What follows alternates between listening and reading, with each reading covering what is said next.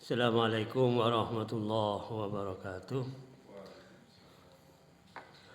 Al-Fatihah bil qabul la hadratin Nabi Rasul Muhammadin sallallahu alaihi wasallam. Al-Fatihah.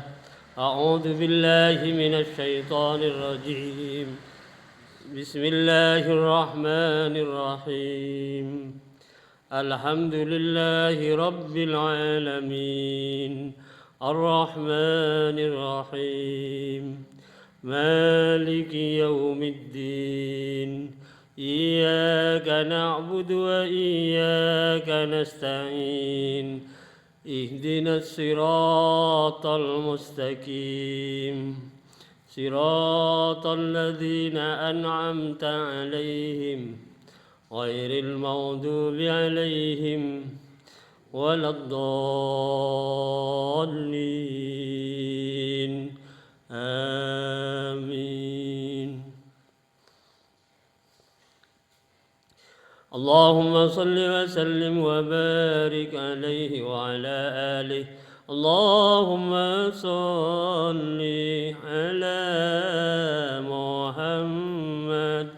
Ya Rabbi salli alaihi wa sallim. Allahumma salli ala Muhammad. Ya Rabbi salli alaihi wa sallim. Fi hubbi sayyidina Muhammad nurul li badril huda mutammam. Allahumma salli ala Muhammad. Ya Rabbi salli alaihi wa sallim. Qalbi yahinu ila Muhammad. Ma zala min wujdihi mutayyam. Allahumma salli ala Muhammad. Ya Rabbi salli alaihi wa sallim. Ma li habibun siwa Muhammad khairir rasulin nabil mukarram. Allahumma salli ala Muhammad. Ya Rabbi salli alaihi wa sallim. Syauqul muhibbi ila Muhammad aflahu thumma bihi tahayyam. Allahumma salli ala Muhammad. Ya Rabbi salli alaihi wa sallim. Fil hashri syafi'una Muhammad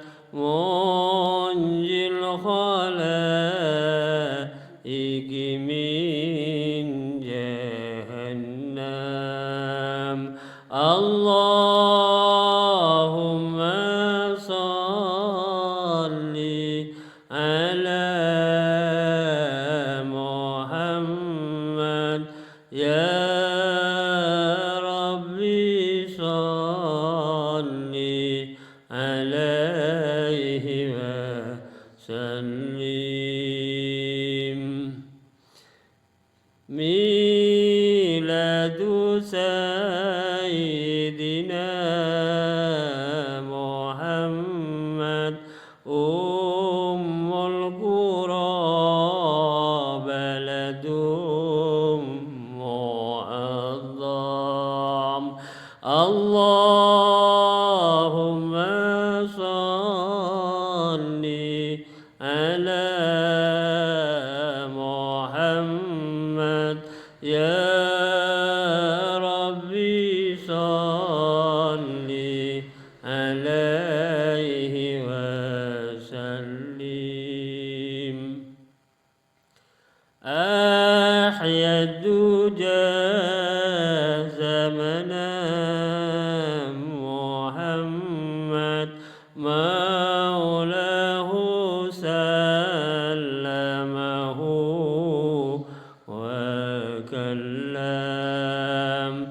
اللهم صل على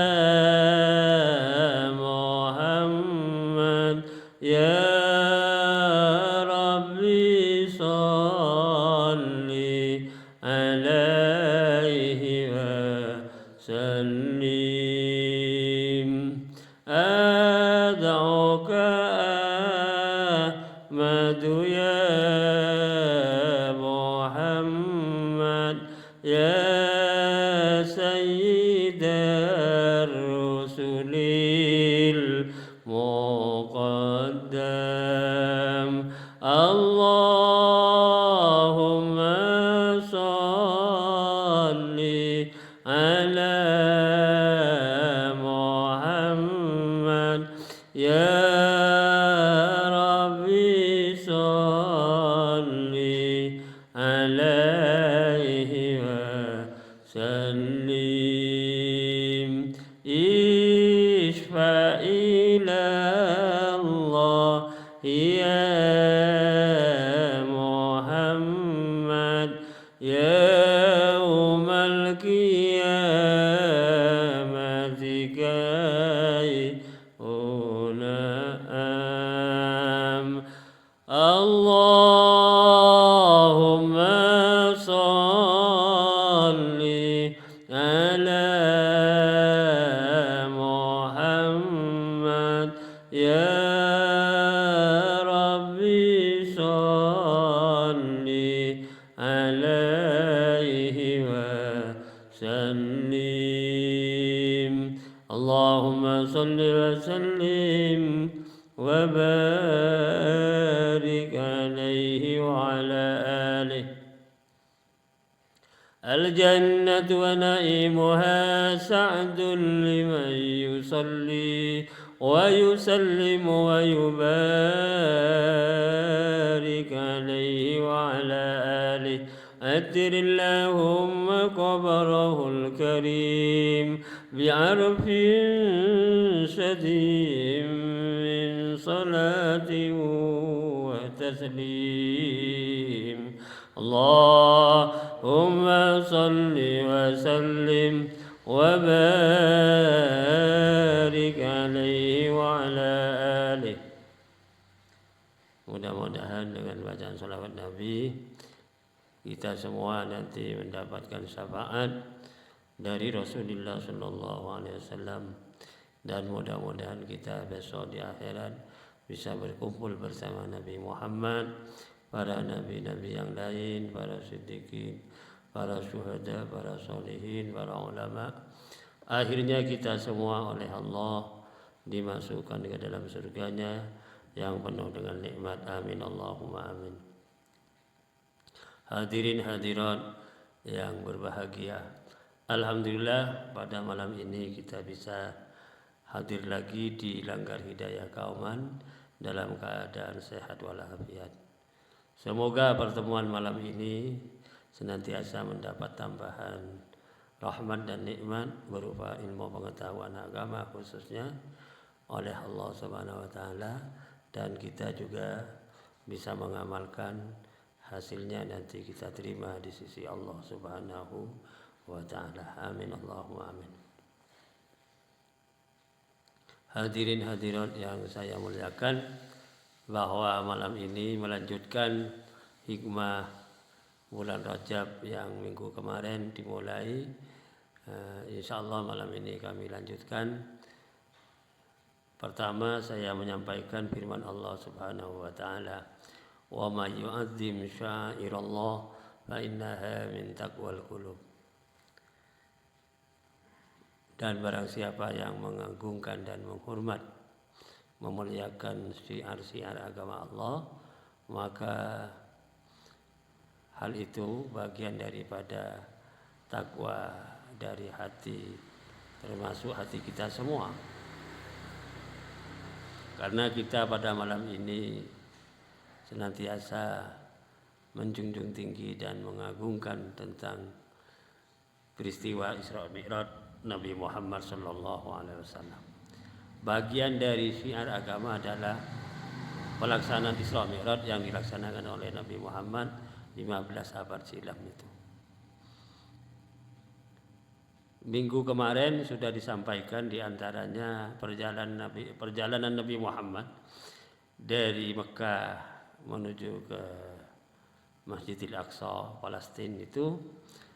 Pertama, Nabi Muhammad bertemu dengan tempat yang sangat harum, wangi, yang itu sudah disampaikan bahwa tempat tersebut adalah bekas terbunuhnya Nyai Masitoh itu. Pada malam ini saya melanjutkan perjalanan Nabi Muhammad. Di antaranya Nabi Muhammad bertemu dengan gambaran dari umat Muhammad adalah petani yang sedang melaksanakan panen raya, di mana gambaran tersebut dilihat oleh Nabi Muhammad. Orang yang sedang melaksanakan panen itu tidak berhenti-berhenti, setelah panen di ladang satunya pindah ke satunya lagi, begitu seterusnya. Jadi gambaran itu ditampakkan dalam perjalanan Isra Mi'raj itu oleh Allah Subhanahu wa taala kepada Nabi Muhammad. Lalu Nabi Muhammad bertanya kepada malaikat Jibril, "Jibril, itu gambarannya umat siapa yang panen tidak berhenti-berhenti itu?" Itu gambaran umat Muhammad yang senantiasa beramal soleh. Dalam hal ini dia senantiasa melaksanakan kewajiban dan sunnah-sunnah bersedekah itu. Di antaranya ketika dia mendapatkan amanat rezeki, sudah sampai satu nisab, dia konsisten melaksanakan zakatnya. Karena bagian daripada kewajiban mengeluarkan zakat bagi semua hamba Allah itu adalah orang yang bercocok tanam, bertani. Jadi hasil daripada dia bertanam itu hasilnya apabila sudah memenuhi batas minimal daripada kewajiban zakat, dia tetap melaksanakan zakatnya. Yang garis besarnya itu kalau menanam padi misalnya, sudah waktu panen itu sudah mencapai satu nisab, itu langsung dikeluarkan tidak apa-apa. Cuman batasnya kewajiban zakat itu semua adalah haul, 1 tahun ya. Tapi misalnya 1 hektar sudah mendapatkan 5 ton, itu langsung dikeluarkan 1/10. Misalnya 1 ton itu 1 kintal ya, gabah itu. Kalau 5 ton berarti 5 kintal. Itu dikeluarkan langsung karena amanat rezeki berupa gabah itu juga ada haknya orang yang statusnya sebagai mustahik. Itu ada haknya di situ. Kalau berupa tanaman padi khususnya itu 1/10 itu. Dia katanya malaikat Jibril senantiasa mengeluarkan zakat, bayar zakat, dan kecuali dia melaksanakan kewajiban, tapi juga dia suka bersedekah. Karena kalau sedekah sedekah sunnah itu bukan kewajiban, tetapi itu sangat besar manfaatnya dan pahala ganjarnya yang diberikan oleh Allah kepada siapa saja yang suka bersedekah itu. Yang jelas kata malaikat Jibril itu gambaran umat Muhammad yang tidak termasuk golongan orang yang medit atau pelit atau bakhil bahasa Arab. Dia itu sakho, senantiasa dia itu membagikan sebagian amanat rezeki yang diterima dari Allah itu dikeluarkan sebagian untuk orang lain, terutama orang yang berhak menerima. Hadirin hadirat yang saya hormati, itu gambaran betapa pentingnya dalam peristiwa Isra itu kita sampaikan supaya memberi motivasi kepada semua umat Islam, khususnya umat Muhammad, senantiasa dia menjadi hamba Allah yang suka beramal. Jadi waktu itu dia panen itu tidak berhenti-berhenti. Tidak berhenti-berhenti. Setelah panen di sawah yang satunya, pindah ke satunya. Pindah lagi. Berputar-putar terus, tidak berhenti-berhenti.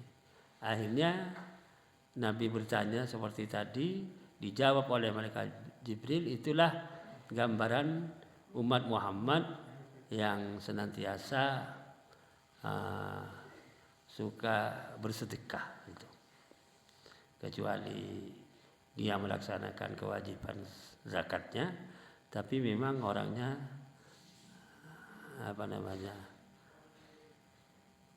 menjadi hamba Allah yang dermawan. Tergambar dalam perjalanan Isra Mi'raj itu. Kemudian Nabi melanjutkan perjalanan. Oh ya, sebelum saya melanjutkan, ternyata betul hal yang terjadi di masyarakat kita, khususnya di kalangan petani itu, yang notabene itu orang desa ya, di mana dia sawahnya itu ditanami padi. Begitu sudah mendekati panen, tapi datang hama wereng, hama tikus dan lain sebagainya. Akhirnya tidak terjadi panen, walaupun dia sudah menanam sedemikian rupa, bahkan mungkin sekitar 3 bulan ya. Setelah ditelusuri itu ternyata hama wereng atau tikus tadi itu menimpa orang-orang petani yang cukup dahsyat di zaman yang saya tahu, sekitar tahun 70-an ke sini itu, di mana ada sawah yang dilanda dengan hama tadi itu, ternyata masyarakatnya tidak konsisten tentang zakatnya.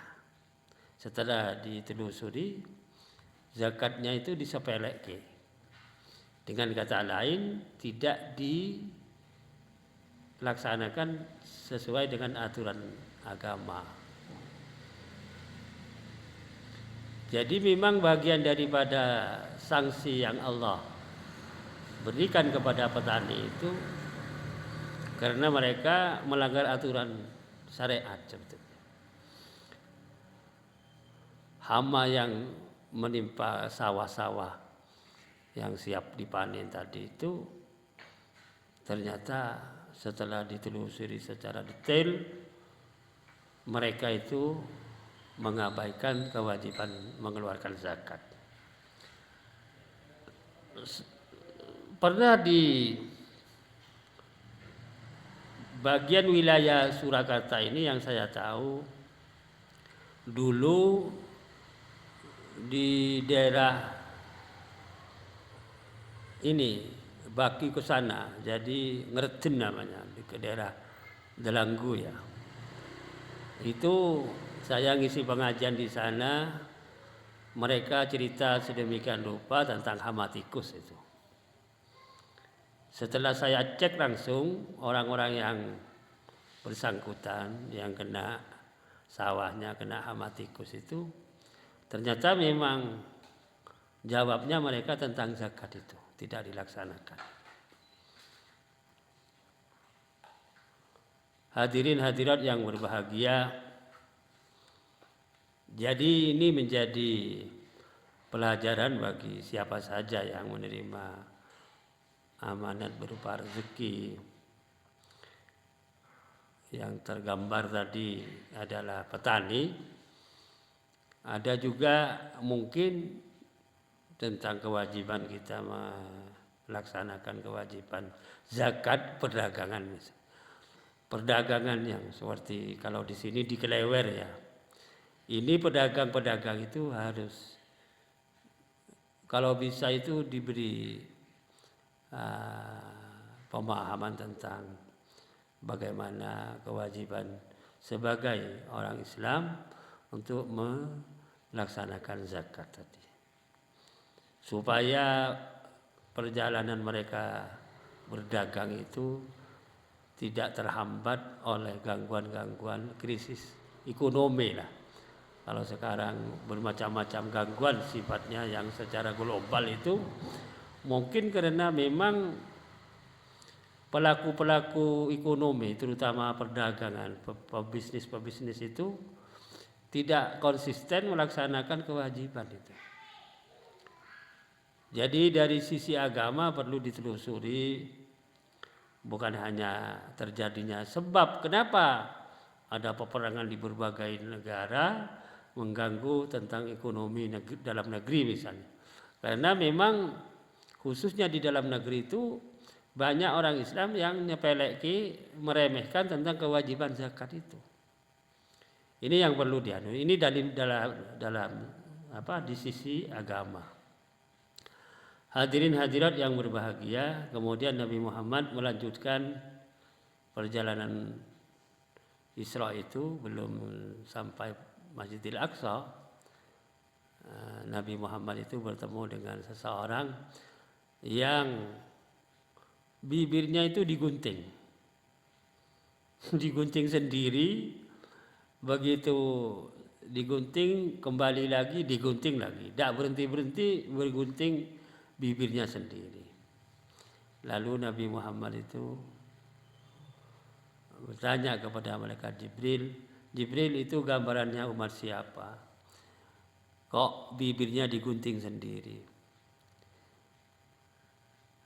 Itu gambarannya umat Muhammad yang notabene kelakuannya itu mengadu domba. Kalau bahasa Arabnya namam.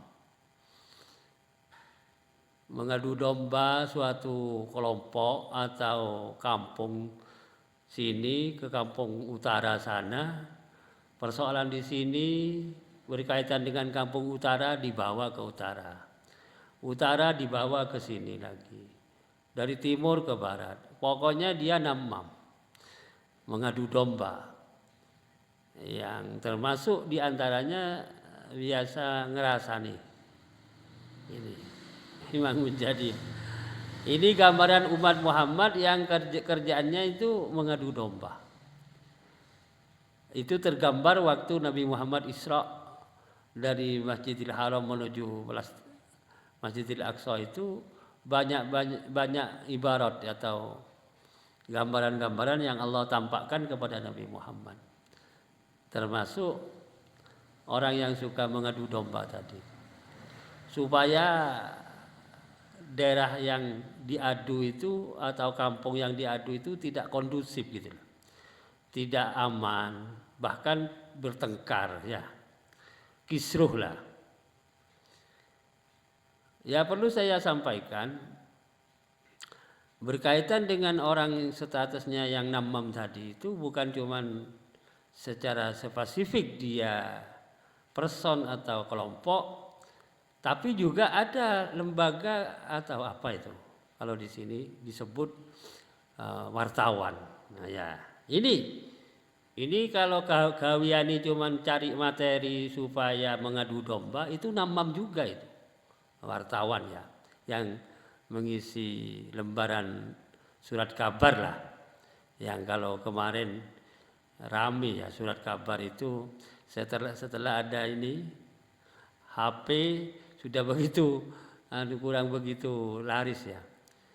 Nah, wartawan itu juga kalau kerjaannya banyak ngurusi tentang persoalan masyarakat satu dengan yang lain bisa usrak dak karuan itu termasuk namam loh wartawannya. Maksud saya personnya dari mereka itu kalau kawiani cuma cari materi supaya terjadi adu domba di antara satu dengan yang lain itu termasuk namam itu. Besok di akhirat bibirnya itu akan digunting oleh malaikat itu.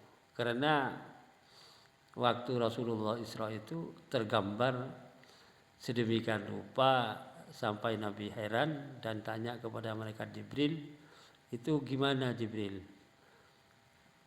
Kalau umatku terjadi seperti itu, ya kalau memang umat Nabi Muhammad seperti itu kerjaannya, lebih-lebih di akhir zaman seperti sekarang. Lewat medsos tadi itu gawat ini. Ini faktor yang sangat penting diberi pemahaman mereka tentang seberapa dahsyat dosanya orang yang mengadu domba itu. Sampai sanksi-sanksi yang Allah berikan kepada mereka supaya tahu dosanya sangat besar. Ini terjadi waktu Nabi Muhammad perjalanan dari Masjidil Haram sampai ke Masjidil Aqsa. Hadirin hadirat yang saya hormati, masih banyak juga yang ditampakkan oleh Allah kepada Nabi Muhammad, yaitu diantaranya juga Nabi Muhammad itu dikejar-kejar seorang wanita yang berpakaian nyintrik gitu ya, kalau bahasa sekarang apa namanya, seperti orang yang ya perempuan yang mengganggu orang lelaki ya. Dipanggil Nabi Muhammad itu. Perempuan itu. Nabi Muhammad dikejar lah dalam gambaran itu.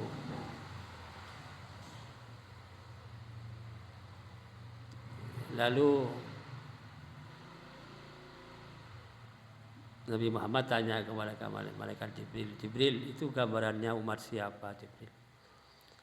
Itu gambarannya umat Muhammad yang sukanya memamerkan hartanya. Pamer, kalau orang sekarang pamer. Wanita yang memakai perhiasan sambil manggil-manggil Nabi Muhammad itu, yang jelas memang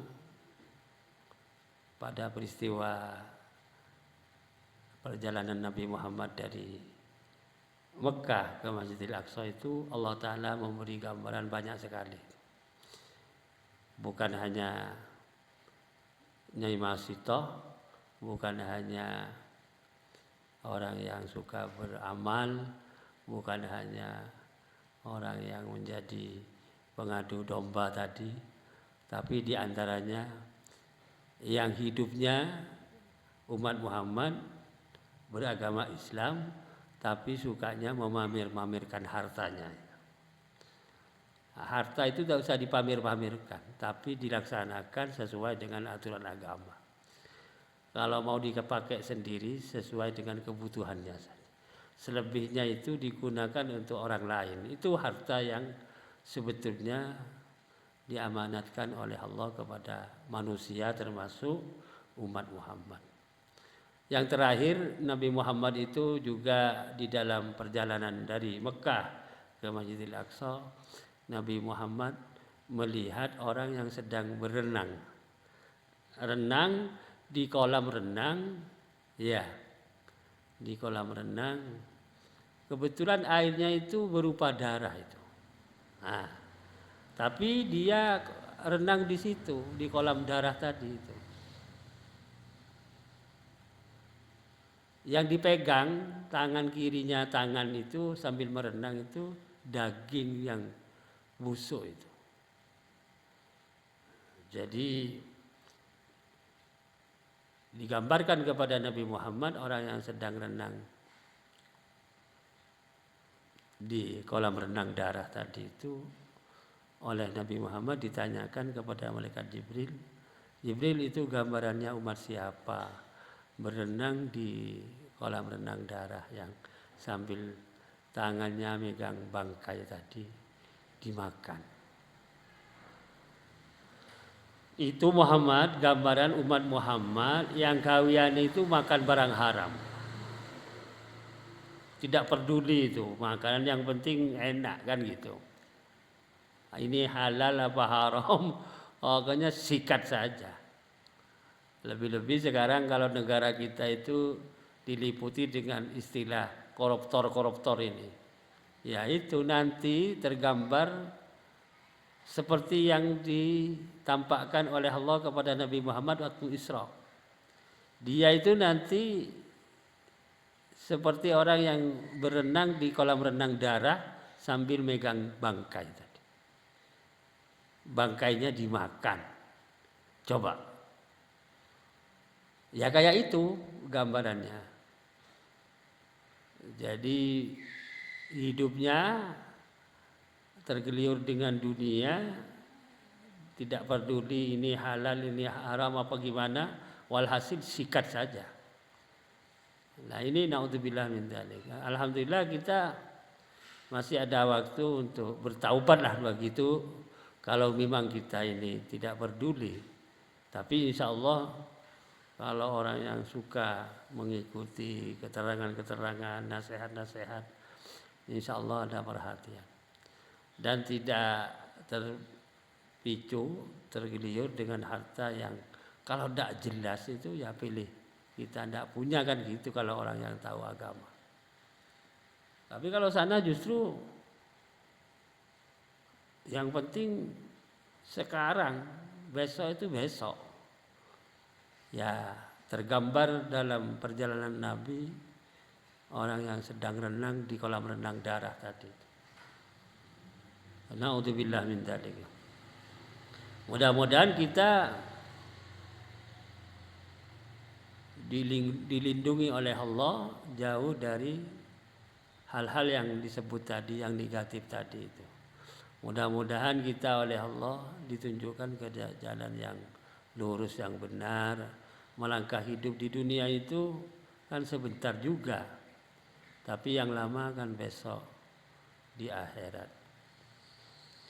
Bapak-bapak dan ibu-ibu yang berbahagia, kemudian Nabi Muhammad, ini cerita singkat ya, sampai ke Masjidil Aqsa.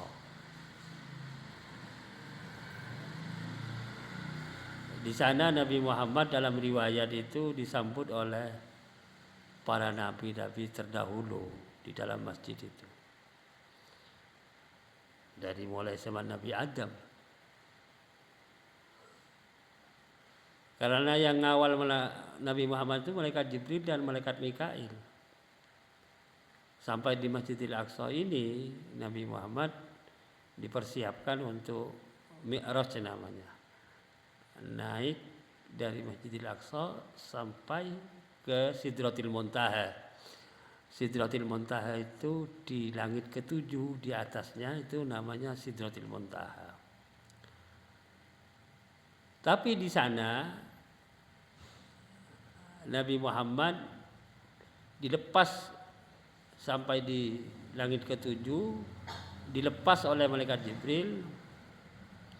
Artinya tidak didampingi lagi oleh malaikat Jibril untuk menghadap kepada Allah langsung. Makanya dalam sholawat itu disebutkan a'las samai sama Muhammad Jibrilu qala lahu taqaddam, kan gitu. A'las sama Muhammad. Di atas langit itu langit ketujuh maksudnya. Sama Muhammad. Nabi Muhammad di atasnya lagi. Langit ketujuh paling tinggi Sidratil Muntaha, di Mustawan namanya. Itu Nabi Muhammad di situ qala lahu Jibrilu qala lahu taqaddam. Sampai di situ malaikat Jibril matur kepada Nabi Muhammad, persilahkan panjenengan mawon, kula boten saged iki. Gitu malaikat Jibril.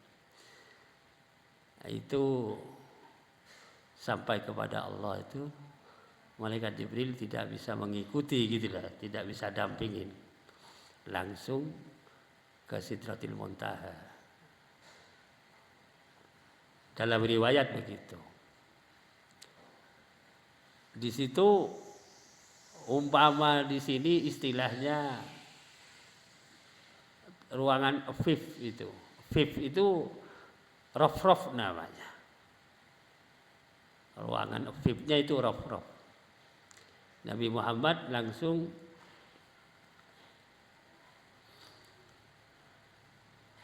ngolok salam. Bahasa sekarang kalau orang bertamu itu kan kula nuwun, orang Jawa. Kalau memakai cara Islam kan assalamualaikum. Nabi Muhammad itu begitu mau menghormat Allah itu kalimatnya bukan salam itu, tetapi at-tahiyatul mubarakatus sholawatut thayyibatulillah. Itu kalimatnya itu. Tahiyat itu maknanya penghormatan, semua penghormatan,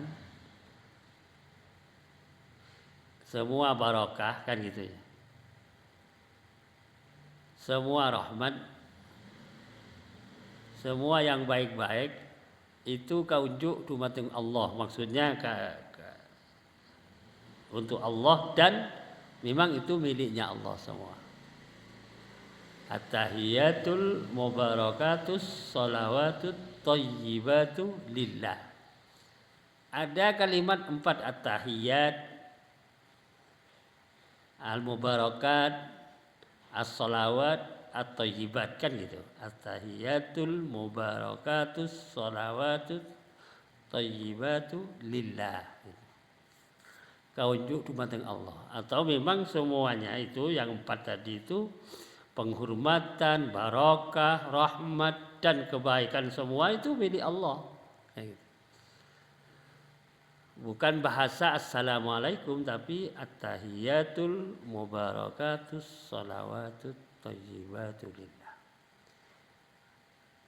Kemudian Allah menjawab, assalamu alayka ayyuhan nabi wa rahmatullah wa barakatuh. Itu jawaban Allah itu. Keselamatan tetap pada engkau wahai Nabi, dan rahmatnya Allah dan barakahnya kan. Lalu Nabi matur lagi, assalamu alaina wa ala ibadillahis shalihin. Nggih Gusti, niki keselamatan dhateng kula, kita sedaya ugi kula nyuwun supados dumateng kaula-kaulanipun Allah ingkang saleh-saleh. Kan gitu.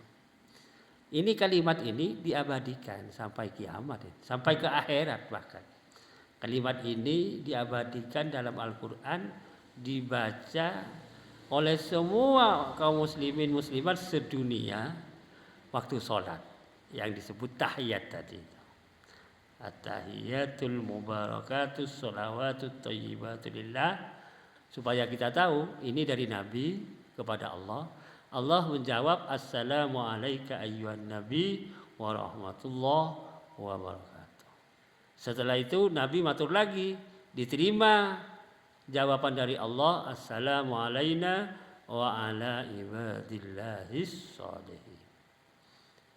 Lalu syahadat, asyhadu an la ilaha illallah wa asyhadu anna muhammadar rasulullah. Dalam riwayat itu malaikat Jibril dan malaikat Mikail yang bertasahud itu menjadi saksi komunikasi Allah dengan komunikasi Nabi kepada Allah. Maksudnya suannya Nabi kepada Allah di situ disaksikan oleh malaikat Jibril dengan malaikat Mikail dengan menyebut asyhadu an la ilaha illallah wa asyhadu anna muhammadar rasulullah. Hanya saja waktu kita menyampaikan syahadat ini, syahadatain ya, begitu illallah waktu sholat maksud saya, kita telunjuk tangan itu diangkat. Ini menjadi isyarah bahwa satu-satunya zat yang disembah hanya Allah, satu gitu lah maksudnya. Asyhadu an la ilaha illallah. Itu satu. Itu sunnahnya begitu. Jadi ditunjukkan. Tidak usah diutek-utek loh. Soalnya ada orang yang tidak ngaji itu diutek-utek, diginikan. Tak udah diutek-utek itu apa? Itu kayak kesemutan aja. Itu dalam fikih itu makruh bahkan diutek-utek gitu. Ada ini di masjid aku saya pernah dulu diutek-utek gitu. Panjang pendek. Gimana? Panjang pendek. Asyhadu an la ilaha illallah. Jadi gininya itu panjang pendeknya. Nah, itu maksudnya itu yang saya pernah tahu itu. Enggak, katanya Nabi kutek-kutek katanya. Kedinginan gitu. Kalau waktu kedinginan diutek-utek gitu.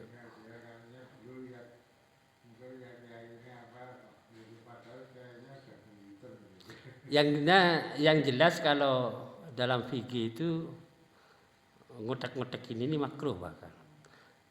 Gini-gini itu makruh kan. Tapi kalau gini sampai 3 kali kan batal. Tapi kalau ini enggak. Cuman enggak batal maksudnya, cuman makruh.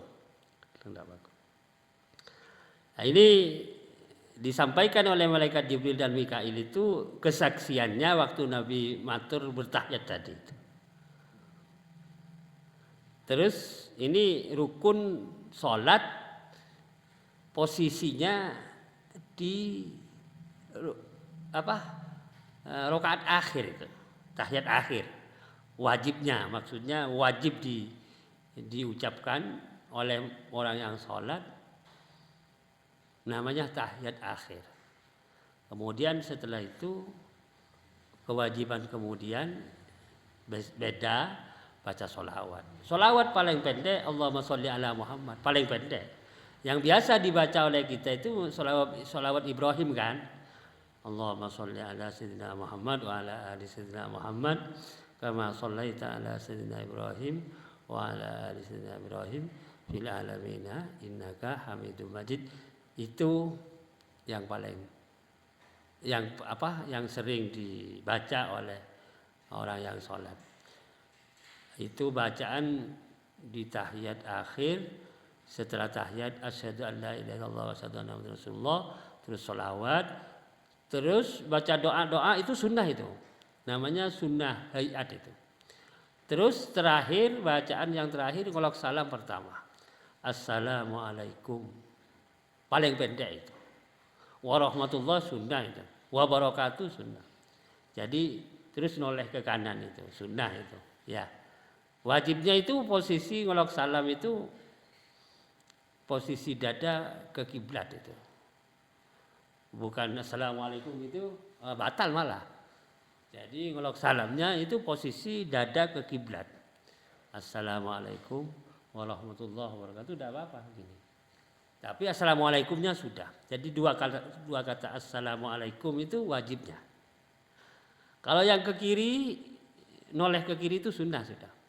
Jadi kalau ada orang yang tanya, ada orang sholat melaksanakan rukun Islam, batal sholatnya, yaitu ngelok salam yang pertama itu. Begitu dilaksanakan rukun sholatnya, assalamualaikum kan rukun itu wajib. Yang pertama ya. Begitu dilaksanakan langsung batal itu. Maksudnya langsung keluar dari sholat. Ada yang tanya itu bingung. Ada orang sholat melaksanakan rukun sholat, sholatnya batal. Rukun apa itu? Ya itu yang terakhir itu. Salam itu pertama itu. Salam pertama itu begitu dilaksanakan langsung batal. Maksudnya langsung keluar dari kewajiban melaksanakan sholat. Inilah gambaran sekilas tentang hikmah bulan Rajab kaitannya dengan peristiwa Isra Mi'raj Nabi Muhammad SAW. Yang jelas mudah-mudahan kita mendapatkan tambahan ilmu yang bermanfaat di bulan Rajab, dapat barokah dari Allah, bisa nanti melanjutkan di bulan Sya'ban, panjang umur kita sampai ke bulan Ramadan, bisa melaksanakan puasa di bulan suci Ramadan yang akan datang. Amin Allahumma amin. Allah Maulaya salli wa sallim daiman abada ala habibika khairil khalqi kullihim huwal habibul ladzi turja syafa'atuhu likulli hawlin minal ahwali muhtahimi ya rabbi bi Mustafa balligh maqasidana waghfir lana ma madha ya wasi'al karami. Rabbana atina fid dunya hasanah wa fil akhirati hasanah wa qina adzabannar walhamdulillahi rabbil alamin. Assalamualaikum warahmatullahi wabarakatuh.